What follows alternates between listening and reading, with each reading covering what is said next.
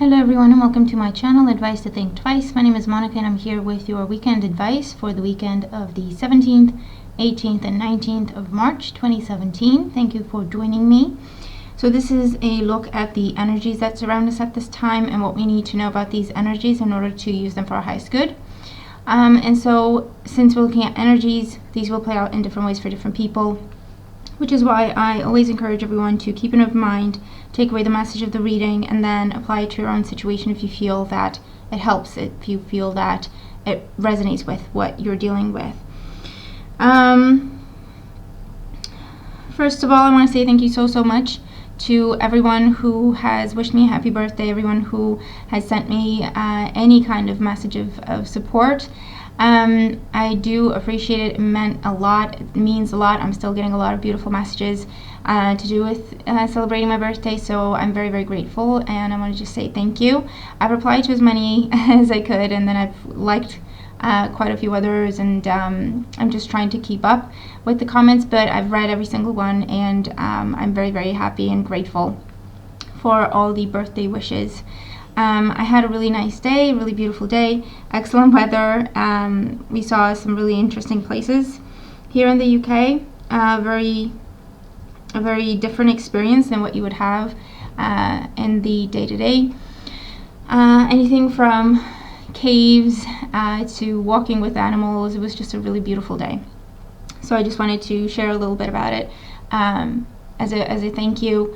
And I did think of everyone as I went through the day and continued to read all the comments and all the messages. Okay, so let's have a look at the messages for this weekend. I'm going to show you the cards and then tie the messages in together. But it is a message to do with taking back our power by switching our perception. Okay, I will explain in a minute. So we have perception, okay, number 42 is the first of our guidance cards. Healer, you have the power to help and heal others. In terms of tarot, we have the Six of Wands, the Four of Cups in the center of our spread, and the King of Wands.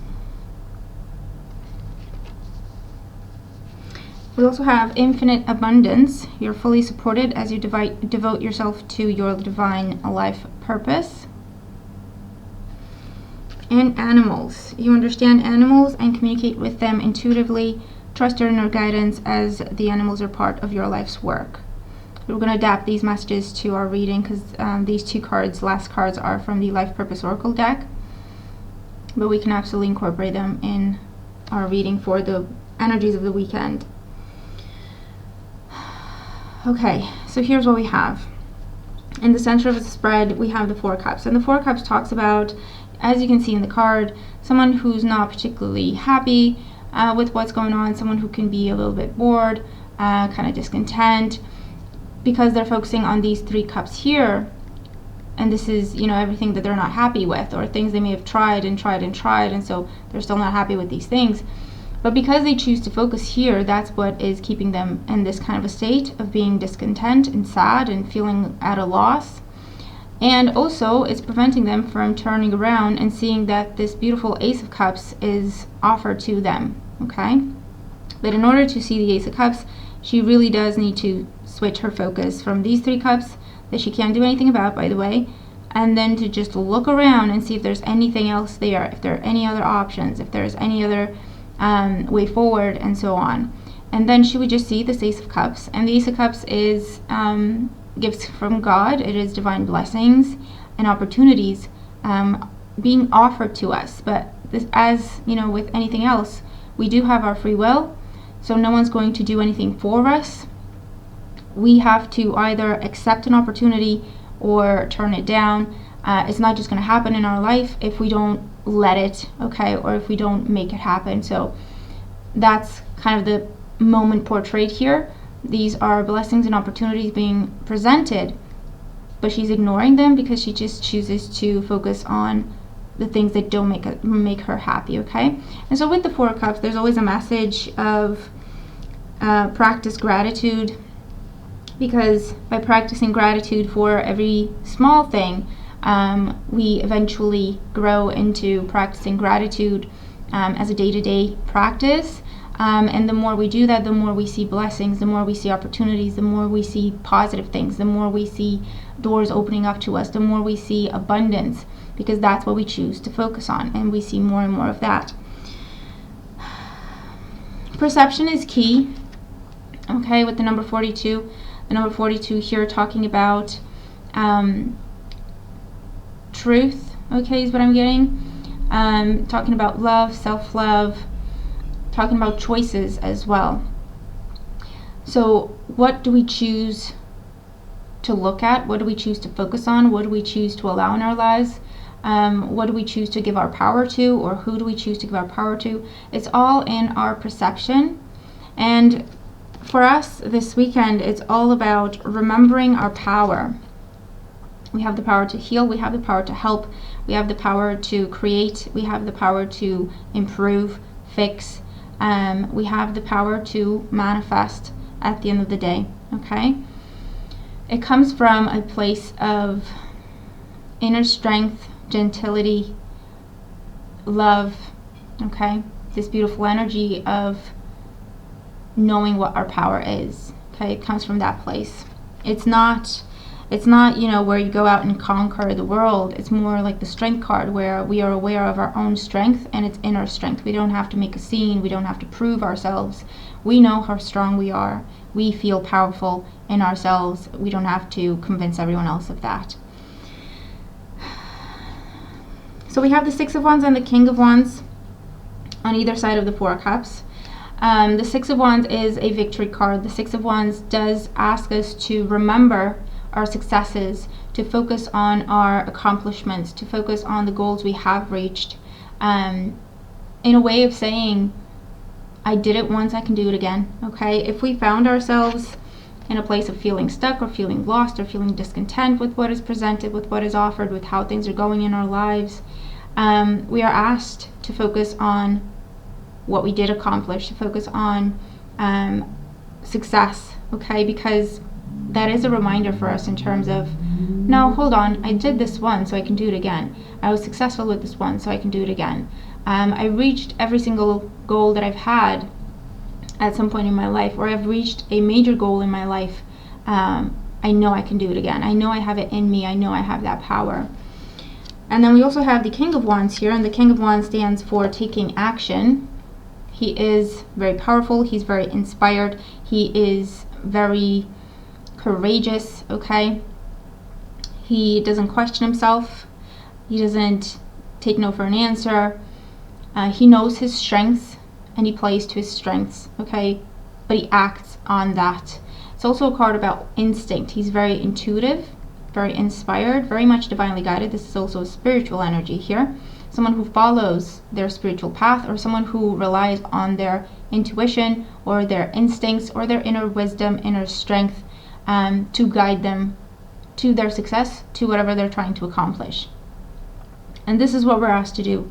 Whenever, and this doesn't need to just apply to the weekend, whenever we find ourselves kind of drifting and reaching this point where we're not happy, we may not even be able to put our finger on it in terms of this is what makes me unhappy right now.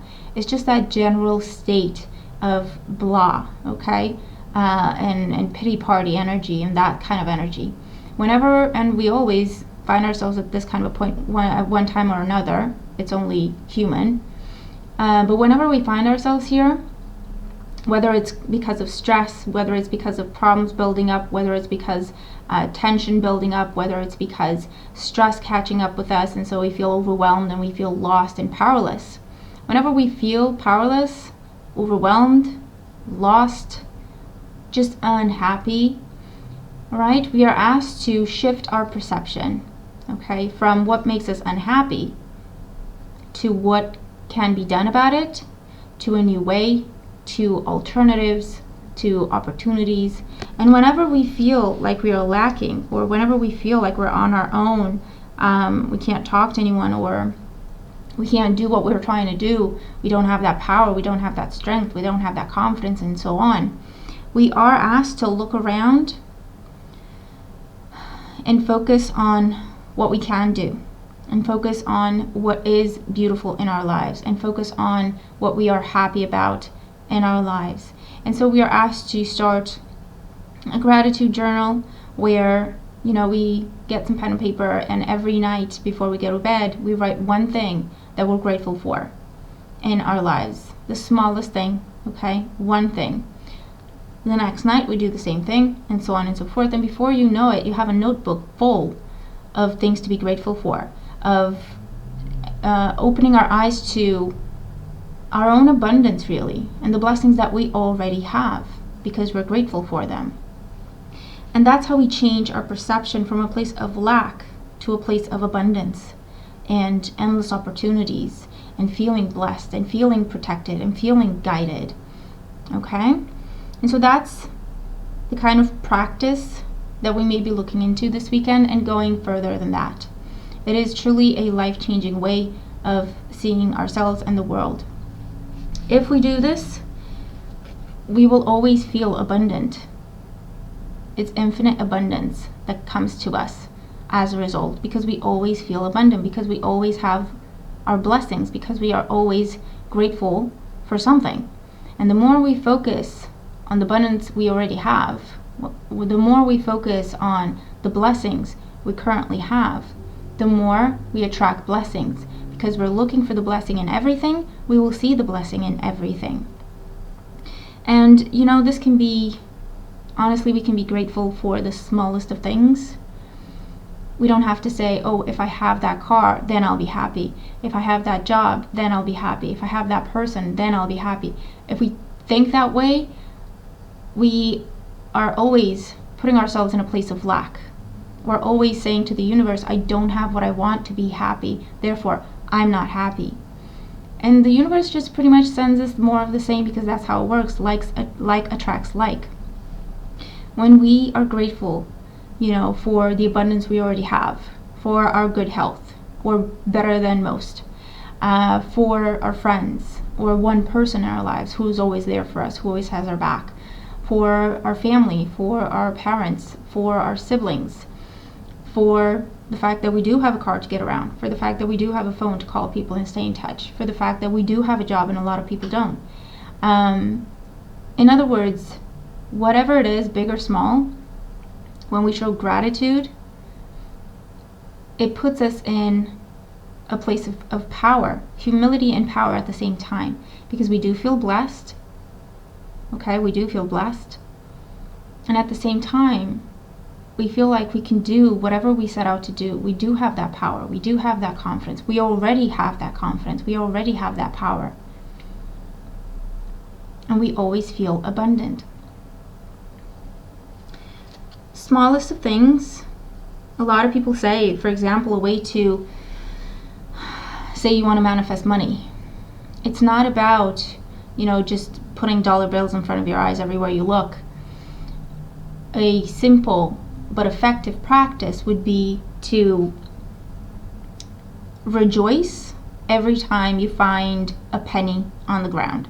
It's not the amount, it's what it represents.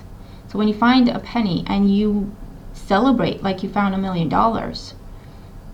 you're celebrating the fact that you're feeling abundant. You're celebrating abundance. You celebrate the fact that that is a blessing that you received. To the universe, it doesn't matter. Amount doesn't matter. Abundance is abundance. Okay, so if we're trying to manifest money, money is money. It doesn't matter if it's a penny or $1 million. So it's simple, it's effective, and it's something we can absolutely do. So that's kind of how it starts. If we shift our perception, first of all, we start this gratitude practice. It can take work, so let's not rush through it and put pressure on ourselves or feel silly about it if we don't get results right away. It does take work. It's not easy to shift a perception, someone's entire outlook on life and what they can and cannot do. It's not easy. But we can do it by starting this gratitude practice every single day. And soon enough, we will start to see the blessing in everything and everyone around us. And then we also have the animals card here. And this is talking about our instincts, our intuition, and our connection to the divine. Okay, it's our kindness, our gentility, our inner strength. We know we're powerful. We know we're capable. We just know that. We have that knowledge within ourselves because that is our higher guidance. And this is saying you can be powerful and kind at the same time. You can be powerful and merciful at the same time. We don't have to struggle. We don't have to be in a conquering type of attitude, go out and conquer the world. It doesn't need to be a struggle. Okay, we can attract and let things come to us, allow for blessings to come to us, as opposed to struggling to find them in the world or to make them happen.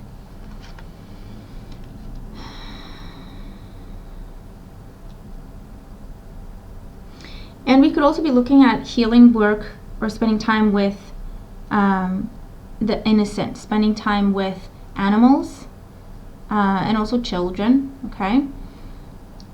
Just spending time with them, just petting them or teaching them, if we're talking about children, or showing them kindness and love, because what that does, it kind of lowers our guard a little bit, and it takes us out of that mentality of we have to defend ourselves, we have to attack so we're not attacked ourselves, or the best defense is a good offense kind of mentality, because we have been taught by experience, by difficult times we live in and so on, they kind of have to struggle, and you have to fight, and you have to stand up for yourself, and so on and so forth.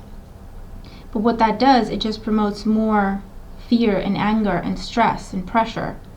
So by working with animals or children where we don't feel threatened, because they're so innocent, it kind of lowers our guard a little bit, and it clears our head, and it resets our brain so that we come from a more gentle place, okay, and we relax for a little bit. We can let our guard down for a little bit,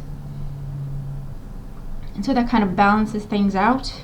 And when our energy kind of calms down, we're not all over the place or stressed or anything like that, we do start to see the positives, we do start to see the blessings, we do start to see the hold on, maybe it's not so bad, or hold on, maybe I can do something about this, or you know what I mean? We're more open when we are more in a peaceful place.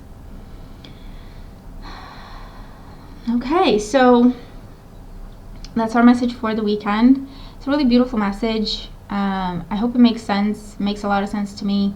And I've heard a similar message, in my research and my studies, talking to other people, in the experience I've had, and so on and so forth. I've received similar messages in terms of the importance of gratitude and perception. Okay, so I hope that it makes sense to you, and I hope that it helps. Thank you once again for all the beautiful messages, all the beautiful birthday wishes. I truly, truly appreciate it. That is a blessing for me. It makes me feel very, very blessed, and so I'm very, very grateful, which is why I always say thank you. Maybe I'm saying it too much, but I mean it every single time. So I wanted to say thank you once again. Thank you for joining me. Thank you for always being with me. I do appreciate it. Stay tuned for the weeklies for next week, for work and finance in general and psychic readings. And I'm also working on April ahead of time, so I'll be posting those early as well. But yeah, thank you for joining me. I hope that we all have a beautiful weekend, and I'll talk to you again soon. Take care.